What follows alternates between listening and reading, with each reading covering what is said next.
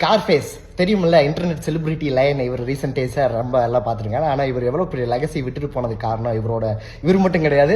இவர் கூட இருந்த 3 சகோதரர்கள். இவங்க யாருன்னா மொரானி, சிக்கியோ, ஹண்டர். இவங்கெல்லாம் இல்லைன்னா இவ்வளோ பெரிய வரலாறு வந்து ஸ்கார்ஃபேஸ் கிடைச்சிருக்க வாய்ப்பே இல்லை.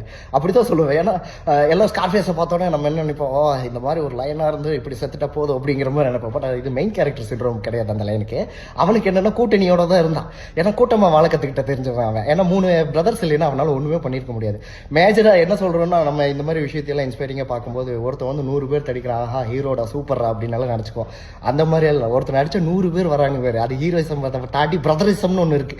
அது வந்து இதை விட மோசமா வேலை செய்யும். ஏன்னா தனியா இருக்கிறது என்னைக்குமே பெரிய விஷயம் இல்லை, கூட்டமா இருக்கிறது தான் இன்னுமே. ஒரு லைனை விட 4 லைன் சேர்ந்த என்ன நடக்குன்னு நினைச்சுப்பாரு.